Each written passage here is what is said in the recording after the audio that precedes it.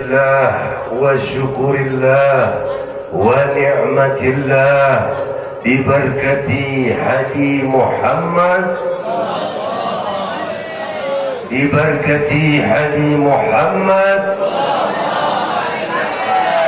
رسول الله صلى الله عليه وسلم.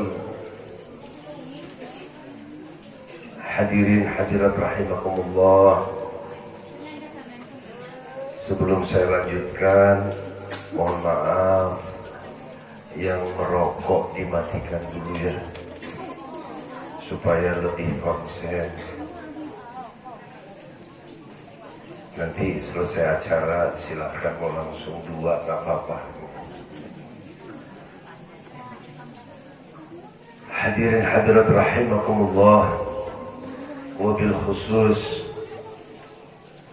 para habaib, alhamdulillah hadir bersama kita Al-Habib Abdul Ghadir Al-Idrus,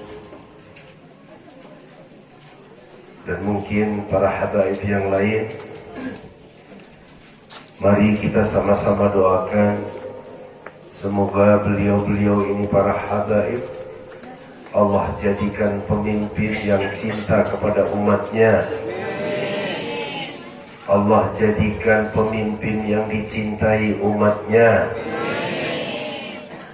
Begitu juga kepada para alim ulama, para kiai, para ustadz, wabil khusus sahibul hajat Ceng Ahmad Abdul Ghadir beserta keluarga besarnya.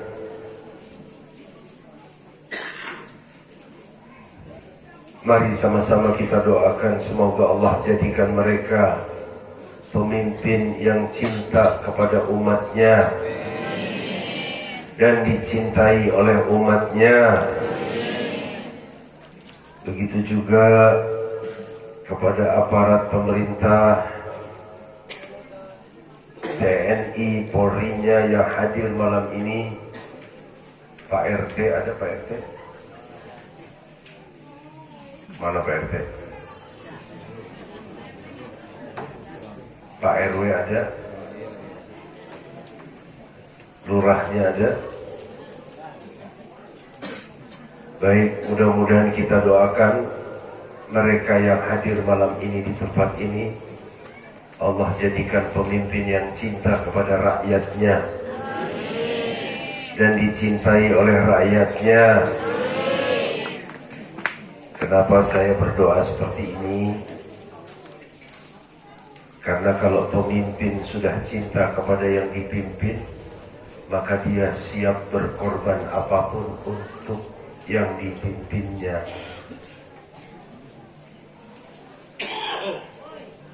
Mohon maaf ya Bapak Ibu, kalau saya di sela-sela bicara ada diselingi batuk, karena memang sesungguhnya alhamdulillah kondisi saya belum terlalu fit ya, tapi karena kecintaan saya kepada masyarakat, khususnya Surade di sini, alhamdulillah saya hadir di tempat ini.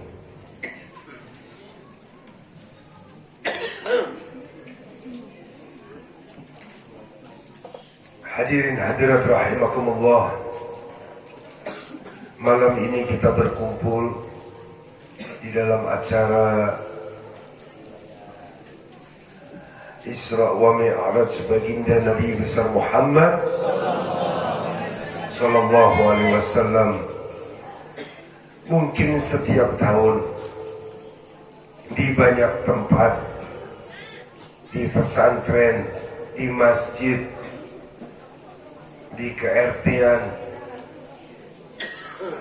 maupun di tempat-tempat lain di Indonesia khususnya, begitu banyak setiap tahun diadakan perayaan memperingati Isra wa Mi'raj baginda Nabi besar Muhammad sallallahu alaihi wasallam. Saya mau nanya kepada yang hadir, Tahun kemarin hadir nggak di sini? Hadir. Perayaan Isra Mi'raj juga. Setiap tahun begini. Alhamdulillah. Sudah dapat apa? Tahun kemarin yang dibahas apa? Lupa ya. Hadirin sekalian, peristiwa Isra wa Mi'raj baginda Nabi besar Muhammad sallallahu alaihi wasallam adalah peristiwa yang luar biasa di zamannya. Pada saat itu ketika baginda Nabi besar Muhammad sallallahu alaihi wasallam menjelaskan kepada orang-orang Quraisy, baik yang sudah menjadi pengikut Nabi maupun yang tidak, mereka semua tercengang dan tidak percaya. Bagaimana mereka bisa percaya, mobil khusus kaum kafir? Karena dalam semalam saja Rasulullah menceritakan bahwa beliau diperjalankan dari Masjidil Haram ke Masjidil Aqsa, kemudian naik sampai Sidratul Muntaha hanya dalam satu malam, dan satu malam ini tidak seluruh, artinya hanya sebagian kecil dari satu malam. Saat itu jangankan kaum kafir, ada beberapa yang sudah menyatakan Islam, mengikuti Rasulullah, kembali menjadi kafir karena sulit mempercayai. Maka bersyukur kita di zaman ini, kita menjadi umat Nabi Muhammad SAW, ada pembanding, ada sesuatu yang bisa dimasukkan logika. Kalau zaman dulu, kira-kira 50 tahun yang lalu atau 100 tahun yang lalu, orang berangkat haji butuh waktu 3 bulan. Berangkat dalam perjalanan 1 bulan, di Mekah 1 bulan, kembali 1 bulan. Kenapa? Karena pakai kapal laut. Lama dan melelahkan. Sehingga kenapa di sebagian umat Islam di Indonesia, ketika ada keluarganya yang pergi haji, diantar beramai-ramai. Karena dulu seperti itu. Dengan harapan apa? Kembali dalam keadaan hidup. Sebab dulu banyak ibu, bapak dari keluarga kita berangkat haji, pulang hanya tinggal kabar. Keluarganya diberitahu bahwa saudaranya, ayahnya, kakeknya, atau siapapun meninggal di sana karena sakit, karena kelelahan, karena jauhnya perjalanan. Sehingga ketika orang berangkat haji, keluarganya seluruhnya mengantarkan. Takut hari itu hari terakhir melihat wajah ayahnya, atau ibunya, atau kakeknya, atau saudaranya. Di zaman sekarang, Masya Allah, pergi ke Mekah melalui Jeddah cukup dengan 9 jam. Bayangkan Bapak Ibu, dahulu butuh waktu 3 bulan. Perjalanan 1 bulan, pulang 1 bulan, artinya 2 bulan. 2 bulan berarti 60 hari. 60 hari kalau dikalikan 24 jam, kurang lebih 1200 ditambah 240, kurang lebih 1440 jam untuk berangkat dan pulang. Di zaman sekarang seandainya berangkat kemudian pulang hanya butuh waktu 18 jam. Jauh lebih cepat. Makanya umat zaman sekarang ketika diceritakan tentang peristiwa Isra wa Mi'raj baginda Nabi besar Muhammad sallallahu alaihi wasallam, tidak ada keraguan. penciptaan manusia bisa sebegitu cepatnya, apalagi buruk yang Allah ciptakan khusus yang mengantarkan Rasulullah SAW. Maka keyakinan umat di zaman sekarang jauh berbeda dengan keyakinan pada saat Rasulullah SAW menceritakan tentang peristiwa Isra wa Mi'raj. Bagaimana tidak bingung mereka. Rasulullah mengatakan ketika dari Masjidil Aqsa diberangkatkan melewati 7 langit, Rasulullah SAW bercerita, di langit pertama bertemu Nabi Adam alaihissalam. Siapa Nabi Adam? Bapaknya para manusia. Di langit kedua bertemu dengan Nabi Isa alaihissalam, dan beliau masih hidup sampai detik ini. Nanti pada saat Dajjal, pada saat Imam Mahdi, baru Nabi Isa alaihissalam Allah turunkan ke dunia untuk membunuh Dajjal. Ini saja kalau di logika sama orang kafir Quraisy dulu sangat membingungkan dan tidak masuk akal. Belum lagi Rasulullah mengatakan di langit ketiga bertemu dengan Nabi Idris, bertemu dengan Nabi Yusuf, bertemu dengan Nabi Harun, bertemu dengan Nabi Musa, dan ujungnya bertemu dengan Nabi Ibrahim alaihissalam. Maka mereka sangat kebingungan. Alhamdulillah kita hidup di zaman ini, di zaman yang luar biasa canggih. Dikatakan saat itu Rasulullah ditunjukkan keadaan neraka, ditunjukkan keadaan surga. Orang zaman dulu bingung, gimana mikir di otaknya nih. Orang zaman sekarang alhamdulillah dibuktikan. Contoh, kalau dulu di bulan Ramadan sebelum ada Ustadz Corona, iya, Corona buat saya Ustadz. Sebelum Ustadz Corona datang, laki dan perempuan kalau ketemu, apalagi di kota, salaman nih hal biasa. Agama memberitahu kalau bukan muhrim jangan bersentuhan. Ngeyel tetap berani. Ustadz Corona datang langsung tobat. Ketemu siapapun gak berani mau salaman. Tuh Ustadz Corona.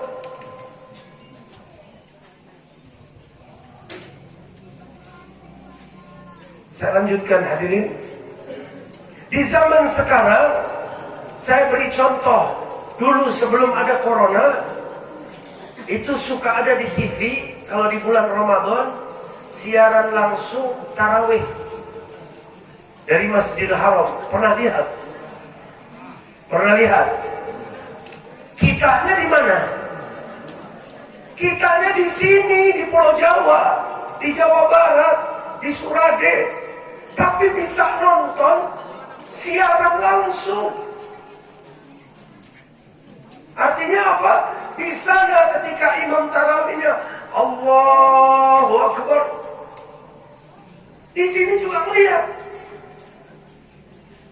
Di sana lagi sujud, di sini melihat mereka lagi sujud. Padahal terpisah jarak sedemikian jauh. Pertama. Yang kedua, kalau pengen lebih nggak bingung, ini sekarang kan zaman handphone. Umpama kita punya saudara ada di Sulawesi, cukup dengan video call. Video call itu wajah saudara kita kelihatan, ngobrol langsung, seakan-akan ada di hadapan kita. Padahal ini handphone nggak ada kabel, nggak ada sambungan apapun. Kita lihat dan kita yakin itu saudara kita. Kita ngucapin Assalamualaikum, dijawab sama dia Waalaikumsalam. Gimana kabarnya, sehat? Alhamdulillah. Ngobrol. Padahal yang satu ada di Surade, yang satu ada di Sulawesi. Makanya orang sekarang ketika diceritakan tentang peristiwa Isra wa Mi'raj, mudah meyakini, mudah memahami. Allah kasih kemudahan dengan adanya contoh-contoh di zaman sekarang. Jadi kalau ketika dikatakan Rasulullah SAW melihat keadaan surga, melihat keadaan neraka, bertemu, ini hal wajar dan masuk akal.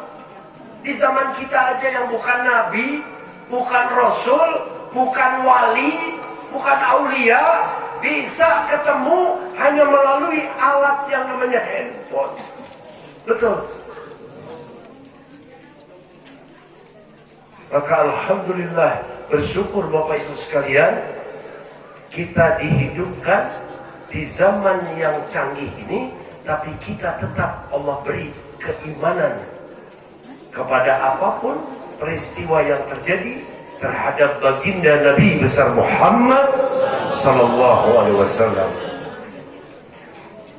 Hadirin hadirat rahimakumullah, saya akan bercerita sedikit yang mungkin belum pernah ada yang membahas ini di tempat ini. Saya mau tanya sebelumnya, Nabi Muhammad SAW itu Isra wa Mi'raj, ruhnya atau ruh dengan jasad, atau ruh, jasad, dan pakaian apapun yang dikenakan? Yang mana?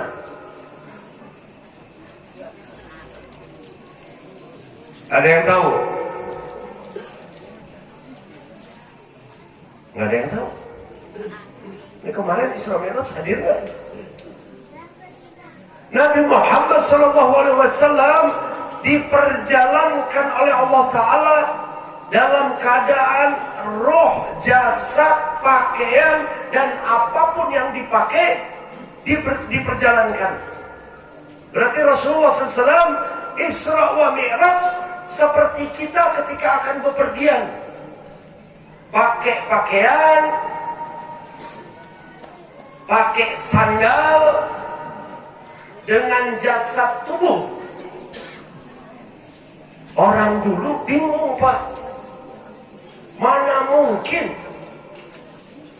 cuman semalam. Orang zaman sekarang Masya Allah dimudahkan oleh Allah Ta'ala. Contohnya apa? Lagi-lagi pesawat terbang. Saya naik pesawat beberapa kali, alhamdulillah tidak terhitung. Kecepatan pesawat itu kurang lebih 600 km per jam. Ada yang sampai 700, ada yang sampai 800. Pesawat komersil. Saya di dalam pesawat bisa baca, bisa duduk, bahkan kadang tidur tanpa pakaian saya sobek, tanpa kena angin, tanpa terkena apapun yang dari luar. Kenapa? Saya di dalam pesawat. Makanya mudah. Berarti Rasulullah SAW ketika memakai pakaian, sandal, dan apapun yang dikenakan oleh Nabi, naik dengan buruk, dibungkus oleh buruk, maka Rasulullah kemanapun tidak ada sesuatu yang di dirinya terkoyak ataupun sobek. Contohnya ada, betul nggak? Betul. Paham nggak nih saya ngomong begini?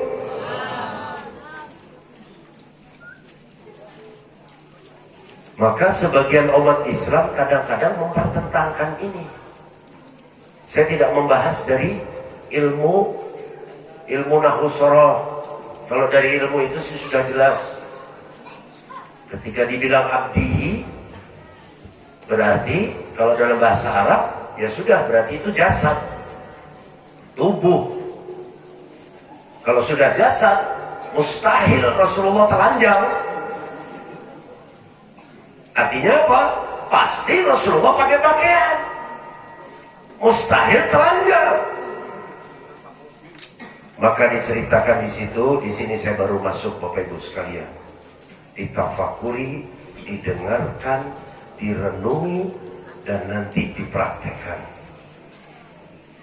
Nabi Musa alaihissalam ketika meminta kepada Allah Ta'ala untuk melihat, berjumpa dengan Allah Ta'ala di Bukit Tursina, itu ketika Nabi Musa alaihissalam akan ke bukit itu, diperintahkan sandalnya untuk dilepas. Kenapa? Karena akan menghadap kepada yang maha suci, yang maha mulia.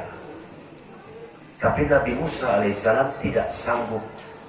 Baru dipertunjukkan sinar yang luar biasa, beliau pingsan. Baginda Nabi besar Muhammad SAW diperjalankan melewati 7 langit sampai ke Sidratul Muntaha. Malaikat Jibril saja tidak boleh, tapi Rasulullah SAW Allah izinkan sampai. Pertanyaan saya, sandal yang dipakai Nabi Muhammad SAW nyampe nggak ke Sidratul Muntaha? Nyampe nggak? Nah, di sini saya mau bicara, hadirin hadirat rahimakumullah. Sandal itu barang kotor nggak? Barang hina nggak? Iya, buktinya tuh ngegeletak. Dipakai supaya apa? Kaki tuannya yang punya sandal tidak terkena kotoran. Sandalnya kotor, asal tuannya tidak kotor. Sandalnya boleh terkena najis, asal tuannya yang pakai jangan kena najis. Sandalnya rela berkorban terkena kerikil yang tajam, asal telapak kaki tuannya jangan terkena kerikil yang tajam. Sandal rela tertusuk duri, tertusuk paku, asal jangan tuannya, telapak kakinya tertusuk duri, tertusuk paku.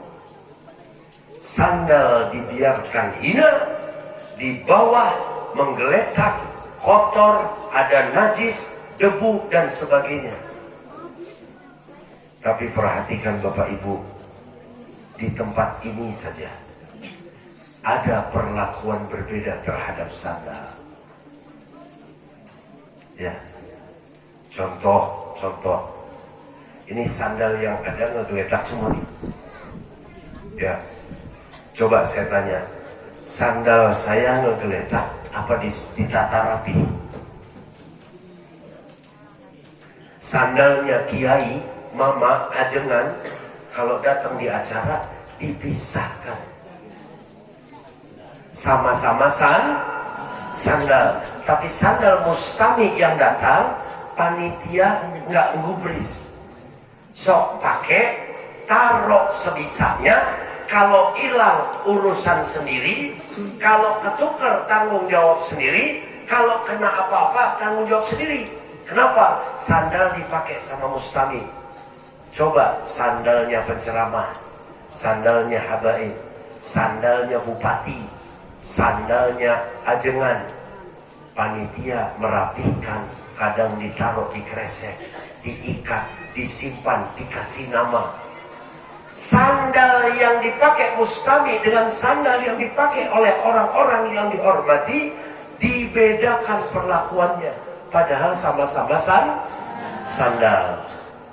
Kenapa bisa begitu?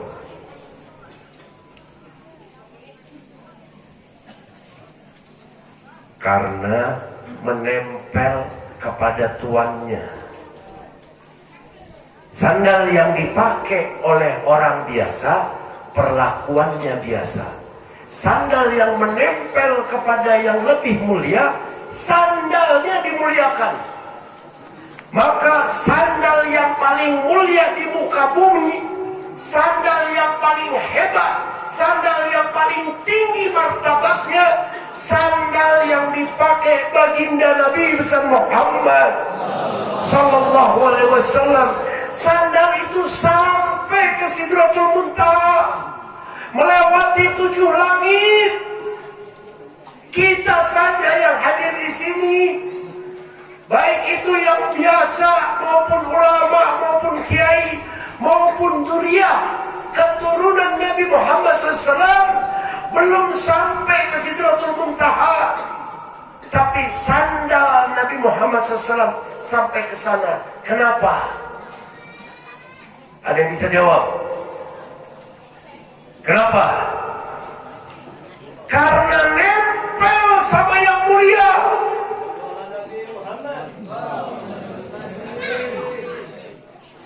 Maka di sini dipetik pelajaran Bapak Ibu sekalian.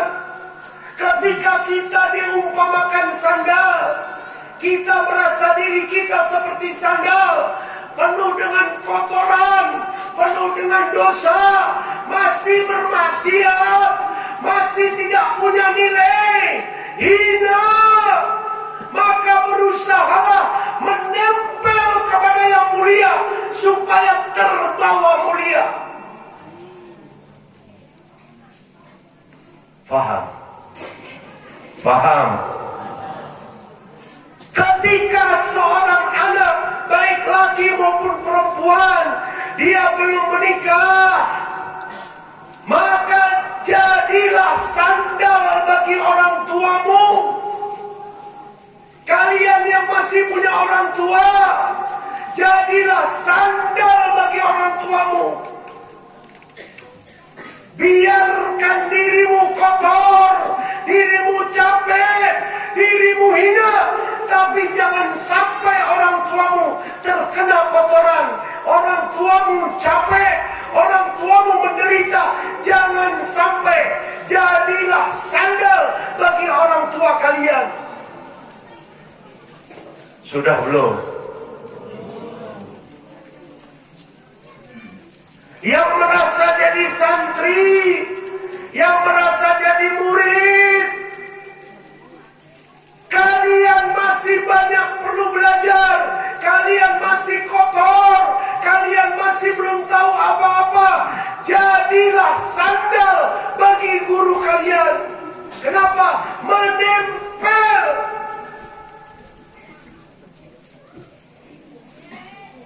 Kaum perempuan yang sudah menikah, yang pangkatnya istri, jadilah kalian sandal bagi suami kalian.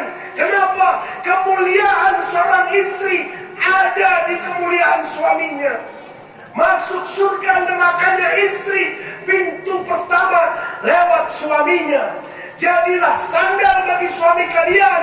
Kenapa? Terbawa mulia. Bu,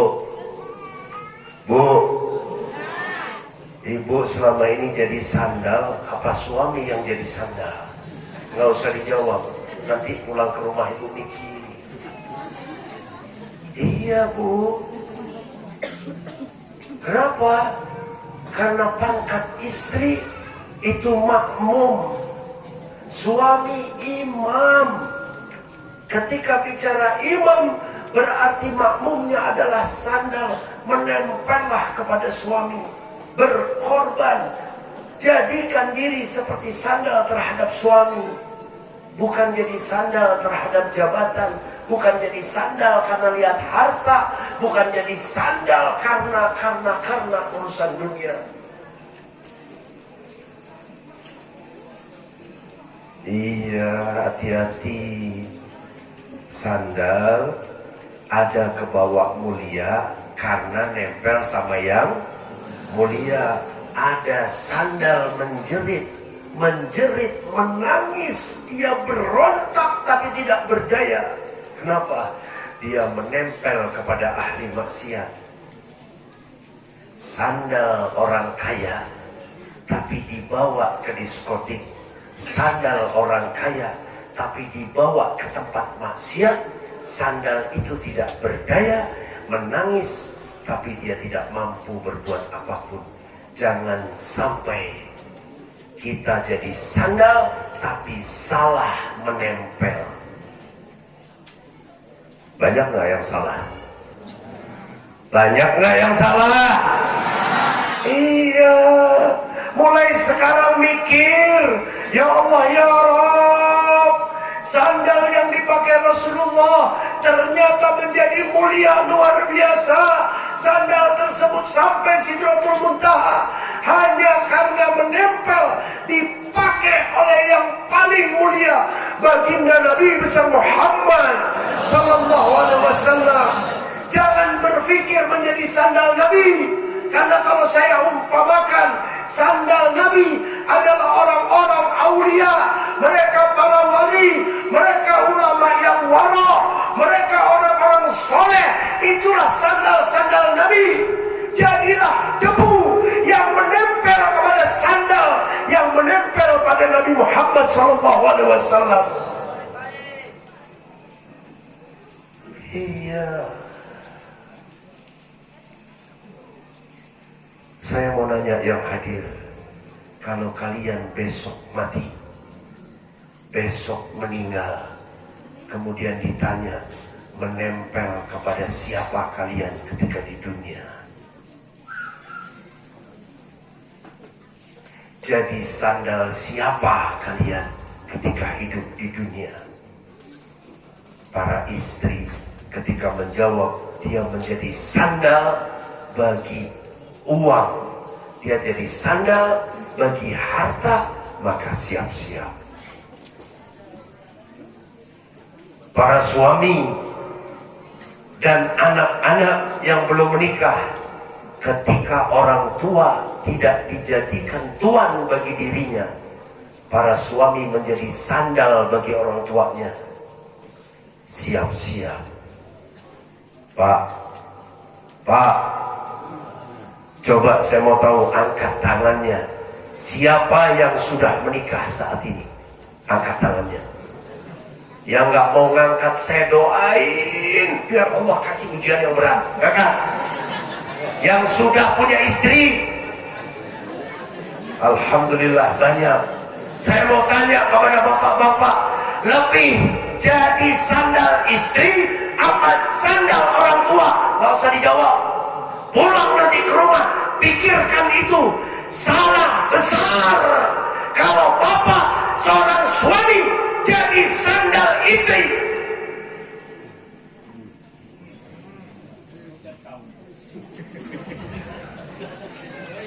Hati-hati.